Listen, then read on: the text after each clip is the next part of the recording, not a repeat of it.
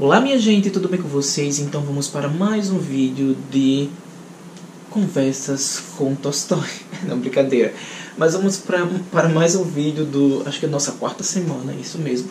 Nossa quarta semana sobre esse livro maravilhoso. Gente, essa semana para mim foi a melhor semana, apesar que teve muitos conflitos, mas foi a melhor semana. Sério mesmo, foi a melhor semana sobre essa guerra e paz aí que todo mundo tá amando. Gente, vou retomar um pouco do que aconteceu, né, nos capítulos finais da terceira semana. Então, o que eu tinha deixado para comentar, sempre vou fazer isso. Sobre as meninas lá, né, Sônia, Natasha, sobre aqueles conflitos delas, se elas enviavam ou não as cartas para Boris e para os affairs dela, né, para os crushes, como podemos dizer. Então, para os prometidos, né? Eu entendo muito essas meninas, porque as meninas são ainda criança, entrando na adolescência, nessa fase aí, são muito novas, então elas estão muito inseguras. Isso é normal, gente, isso é normal, sobretudo nessa idade, né? Ficar nessa insegurança de saber como será, como elas se comportar, como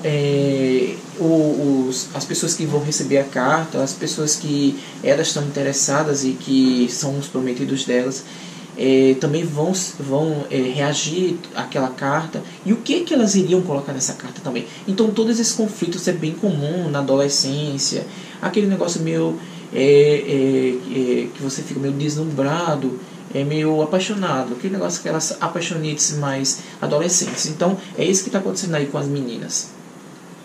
Agora vamos para essa questão mais que eu um pouco fiquei incomodado, mas depois eu percebi que isso é comum naquela época. É a questão dos Rostov, né, do Nikolai Rostov. Gente, que coisa é essa? É estranho demais. Comentem aqui se vocês também acharam estranho essa devoção e tal. Eu achei muito incomum em relação às outras pessoas. Tem muita gente lá que tem devoção para os czares lá, né? Os czares, aliás, os czares, os Romanov. Mas eu acho que não como o Rostov, né? Eu achei muito exagerado, sinceramente. A priori, eu pensei que era até algum interesse a mais. Eu disse, vixe, o Tolstói colocou será que algum romance homossexual e tal? Mas seria até interessante, seria incrível. Para aquela época seria assim uma coisa bem futurista, né? Como aquele, ou algo muito, podemos dizer, bem à frente do tempo do Tolstói, né?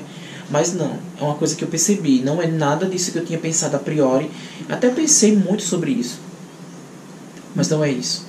É simplesmente, gente,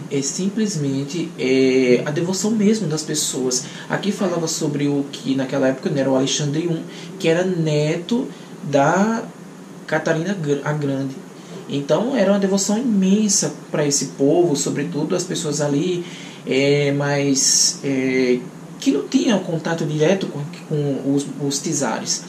Então vocês podem perceber, né, vocês que leram, podem perceber a devoção desse povo. Sobretudo agora a gente vê o Rostov, né, que estava querendo ver, parecia como se fosse, sabe o que eu pensei? Nesses popstars hoje, nesses artistas meio inatingíveis, enfim. Eu achei muito parecido que essas pessoas, fãs, podemos a melhor palavra dizer, um fã. Então, mas é simplesmente a devoção. Isso era muito comum, gente.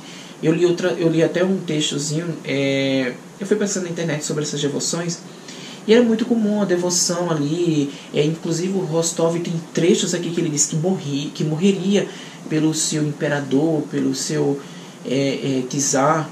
Então era muito comum. Então essa parte aqui de toda essa devoção é natural. É natural na época. Eu acho que o Nikolai Rostov pode ter um pouquinho aí de exagero, mas era muito comum essa devoção.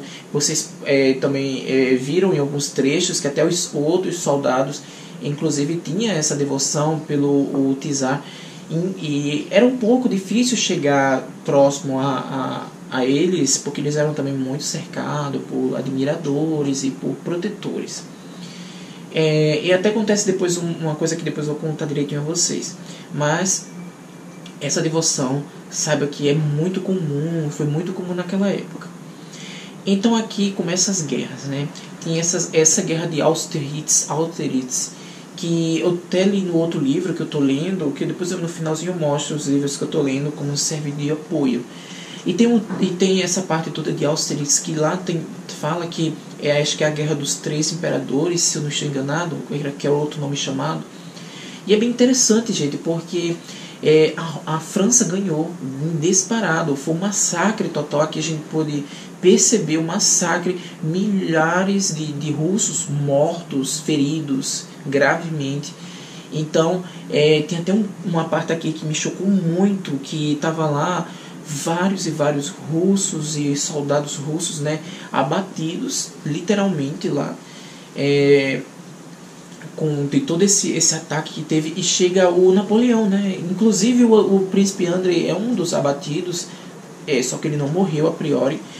Ele foi capturado, ele estava vivo, o Napoleão ali circulando todos os mortos russos, e ele viu ali que o príncipe André estava vivo e mandou pegar ele e botar como prisioneiro, levar lá para as enfermarias.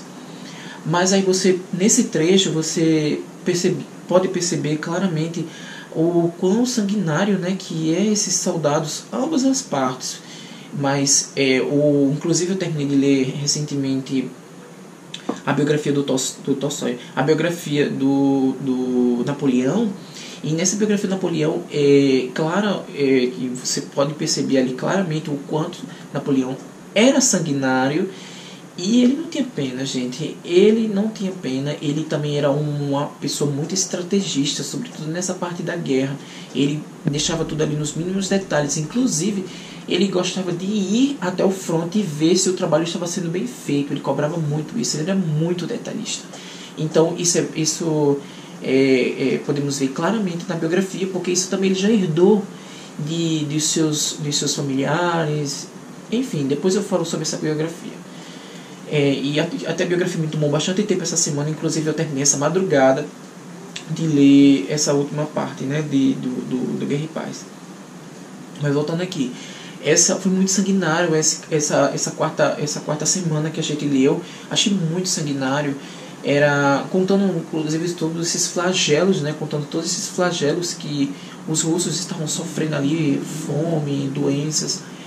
Mas também a questão aqui, eu acho que dessa perda da batalha de Austerlitz, acho que é Austerlitz, ele foi mais pela questão da estratégia. Os russos não fez uma estratégia boa, foram também muitas divergências, eles brigavam muito, enfim, era uma coisa meio assim, meio contraditória, muitos se contradizendo, era um querendo fazer coisas diferentes dos outros, então não seguia uma linha.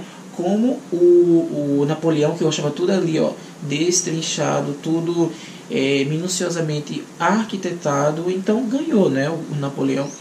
E foi muito cruel, gente, muito cruel mesmo. E achei bem fantástico essas partes aqui da batalha, essa batalha toda. E quando o Rostov, né, chegou lá atrás que volta daquela parte do Tsar, quando o Rostov chegou lá nesse coisa e procurou quem eram os mortos e tal. Inclusive ele chegou e encontrou lá o Tsar, né, eu acho que Alexandre I, que ele queria ajudar. O Alexandre I estava sozinho, ele queria ajudar, mas ele tinha vergonha, mas ele tinha uma admiração por aquele. Mas aí chegou outro na frente dele, eu ri nessa parte, eu molei de rir. Chegou outro soldado lá na frente dele e conseguiu simplesmente ajudar o Tsar lá.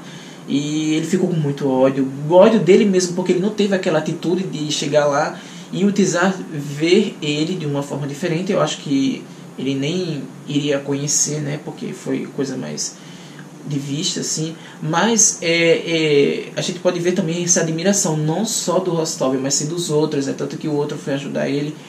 Assim, né, era o rei, então era óbvio que a gente que aconteceria essas atitudes, né, da população ao redor desses czares. Mas vamos caminhando, né? Que o negócio aqui essa semana foi muito pesada. Umas coisas aqui bem interessantes, até eu marquei, deixa eu ver se eu encontro aqui pra vocês. Mas uma coisa bem interessante sobre essas questões dessa batalha é que eles aprenderam, né? O exército russo aprendeu da forma mais amarga possível.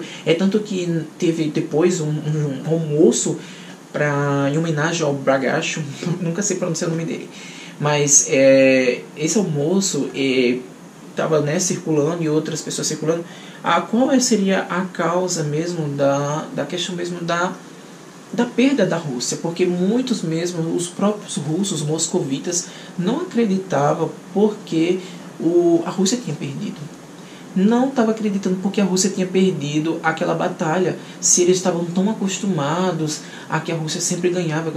Mas aí culparam muita coisa, culparam a inexperiência, né, inclusive do Tsar, que é novo naquela época, o Alexandre I. A inexperiência dos czares, também a organização, a arquitetura toda, e questão mesmo da desunião deles, hein? Aqui até eles elencam isso aqui, achei bem interessante. Aqui também, ó, o que eles falam, que as causas foram as seguintes: a traição dos austríacos, o abastecimento precário das tropas, a traição dos poloneses e do francês Langeron, também a incapacidade de Kutuzov, que era um general ali que comandava muita coisa, a juventude e a inexperiência do soberano, que confiará em gente ruim e insignificante. Essas foram uma das causas que muitos dos moscovitas e russos ali elencavam, né? E eu achei bem interessante esse ponto de vista.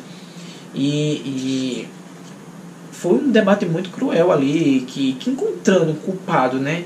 Mas enfim, não era para ter isso, não era para ter nem essa confusão toda, e enfim. Mas vamos falar agora sobre o Pierre, né? O Pierre voltou aí, e eu achei muito interessante essa questão do Pierre, porque o Pierre acordou, gente. Vocês notaram? O Pierre acordou e viu o quanto ele se arrependeu. Ele não era para ter se casado com aquela mulher, Helene, né? Não era para ter se casado com ela. Eu disse: Pierre, não casa. Quando eu estava lendo, eu disse: Pierre, não casa. Isso daí é falcatrua. É filha do Vassili, né? Vocês querem o quê? O cara era um crápula. E aí você pode ver aqui o Pierre arrependido, porque depois de tudo isso, ele descobriu uma possível traição, né, da Helena com Dolokhov, eu não sei pronunciar o nome do cara, mas aí uma possível traição, e a sociedade ali estava falando mal disso. Mas é não sei o que, e estava falando mal disso, e isso caía ruim para a figura do Pierre, porque sabemos que naquela época era algo muito machista, então tinha aquela coisa toda, aquela traição, então era mal para ele, para a família, enfim. Então o Pierre acordou. Até tem um trecho aqui muito interessante do Pierre, e eu achei muito interessante que ele diz aqui,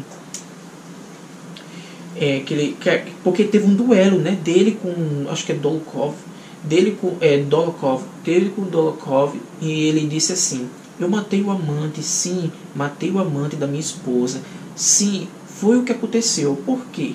Como cheguei a esse ponto? Aí indagações, né, do Pierre. Porque você causou, ele falando para si próprio, porque você casou com ela? Respondeu uma voz interior do Pierre. Há outro ponto interessante do Pierre, né, com esses devaneios dele lá, esses pensamentos. Ele diz assim: eu nunca a amei, disse Pierre consigo.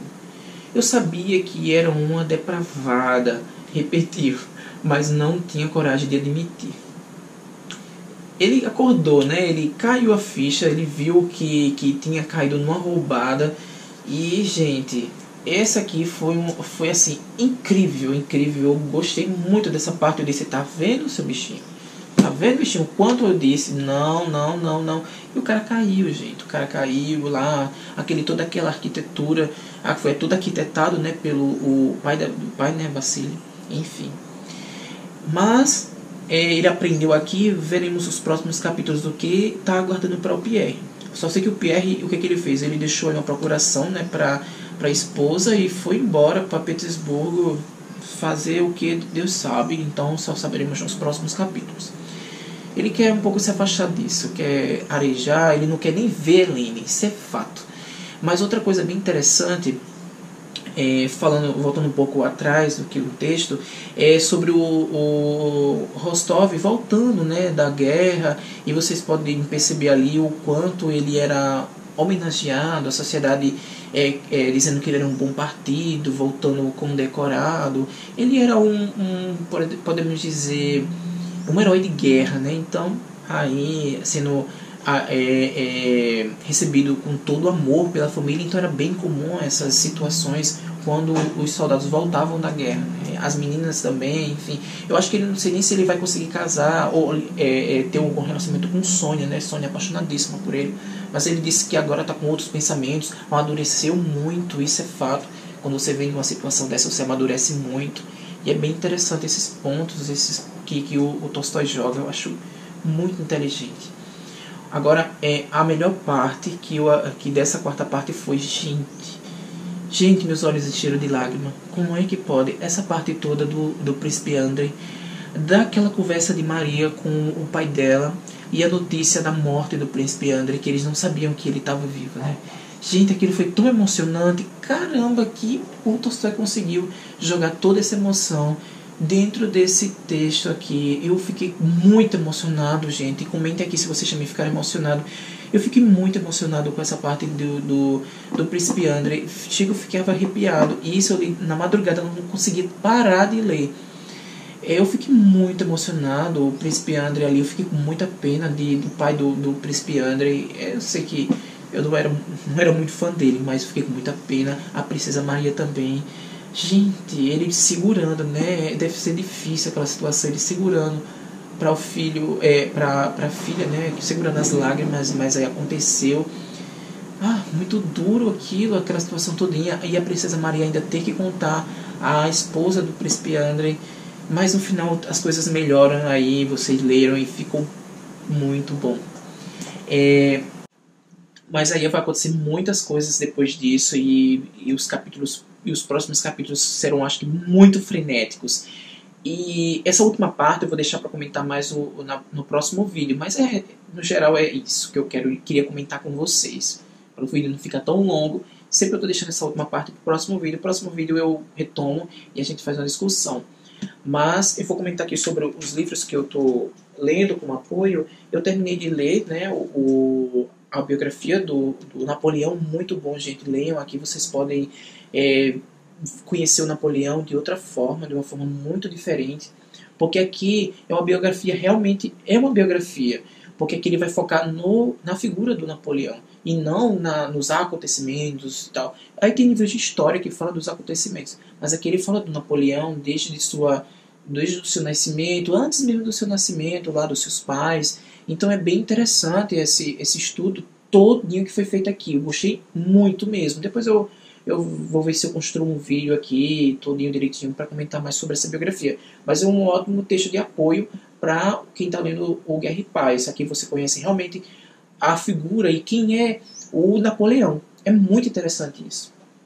Outro que eu estou lendo, mas não estou lendo... Eu não estou lendo de ordem...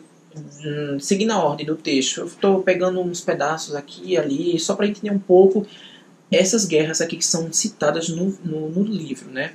Mas aqui fala sobre as guerras e tal, mas o que achei bem interessante para nos guiar aqui no texto do Guerra e Paz são esses mapas, gente. Tem uns mapas aqui muito interessantes, porque a gente começa a ler e não consegue entender. Eu sei que parece que tem mapa aqui também, mas só que os mapas aqui são bem completos, então dá para ter uma amplitude bem maior do que está acontecendo, quais as distâncias que eles falam, né? Eles falam investas, mas eles falam aqui de distância, a gente meio que não compreende o quão distante é isso. Então aqui dá para ter uma noção geral.